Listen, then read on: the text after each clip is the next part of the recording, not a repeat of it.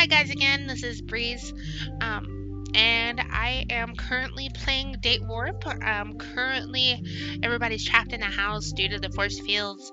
I can't shut it off because it will overload and possibly kill everybody. So, just kind of doing an introduction now. Well, Janet is. And from what you're seeing here, she's 19, freshman at Brook. She wants to do pre-med or journalism, but she's not sure. And we'll go from there. You might have noticed I don't take meat, I don't smoke or drink either. Now you. They look at each other. I don't know what you want to know. Well, like, you and Linz. Do you work for him? Are you related? No, just roommates. I don't have a job.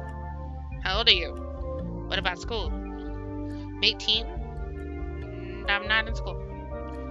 What? Why not? That is not your business. But perhaps I could.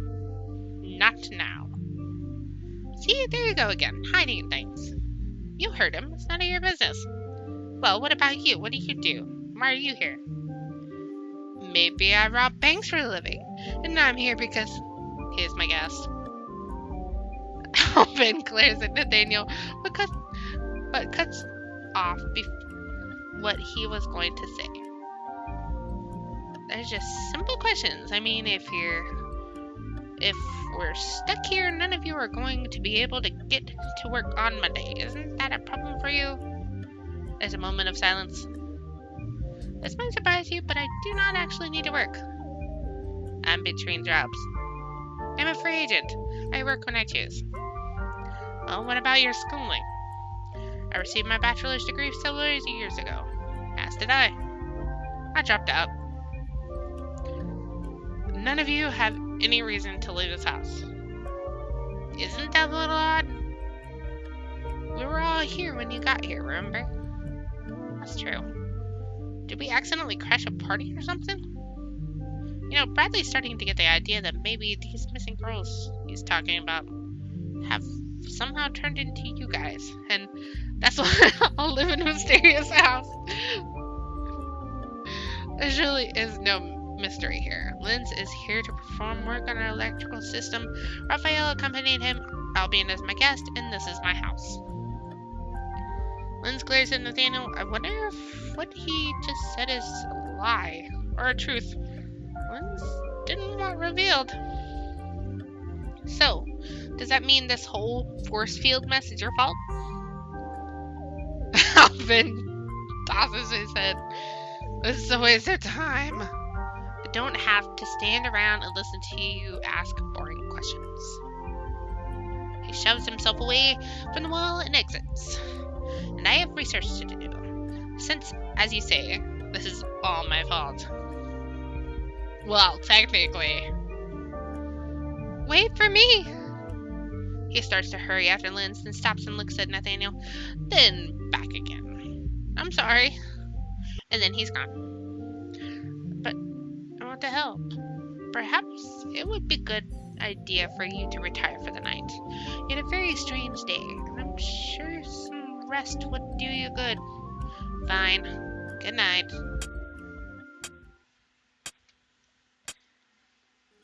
I would be very agitated at this point. In the middle of the night, I was having the strangest dream. I was strapped to the table while Linz covered me with tiny suction cups. Suddenly I hear a commotion, and Bradley rushes into the room, pushing Raphael and the wheelbarrow overturned, trapping Linz and Raphael underneath, and Bradley drew his sword and cut the straps that tied me down. Off. Then we had to fight our way into the castle and time to start over for my But there were too many guards, so we had to scare them, so Bradley set me on fire. What the And that's when I woke up. Yeah, being set on fire generally does that. The house is quiet. Everyone else is probably asleep. I have the whole spooky mansion to myself. When I was little, I used to read girl detective novels. every old house came complete with secret passages and smuggler's gold. This is my chance to explore. It's not that I don't trust them. Well, okay. It is that I don't trust them. Not completely. Why should I? They don't trust me either. They're not going to tell me everything, so I just have to find out my own. In particular, what is down in the basement? Probably nothing. Probably just some switch boxes and storages and things. But I'd like to see for myself. I'm not an idiot. I'm not going to touch anything that might be related to an electrical system. I just want to look. Now the staircase down was around here somewhere. Well, what have we here? Where did he come from? Sneaking around, Janet. How can Janet explain what she was doing there? Should she be desperate or just hungry? Either can be taken out of context. Let's go with lonely. Yeah. If I'm going to bluff, I might as well bluff big. Actually, I was looking for you. Oh, really? Well, I declare. I was all by myself in that big, lonely room. Now you're a belle. Aren't I depending on the kindness of strangers? I suppose. Streetcar named Desire? Is that supposed to mean something? It's a play, sorry. I had to read it for high school. Thought everyone did. I'm afraid I'm not familiar with many plays. Well, I certainly managed to distract him from his original suspicions. Now to reel him in.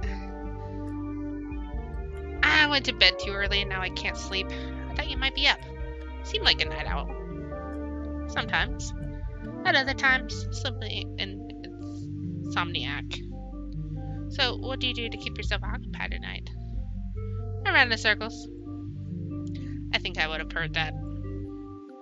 Nathaniel does have an extensive library. Oh, what sort of books do you like? Books with words in them. If I give it a minute. Fiction or non-fiction? Yes. Examples.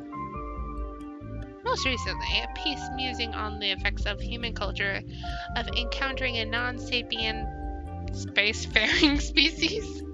Quite entertaining, though I don't think that the telepathic effects used in the story would work without artificial amplifications.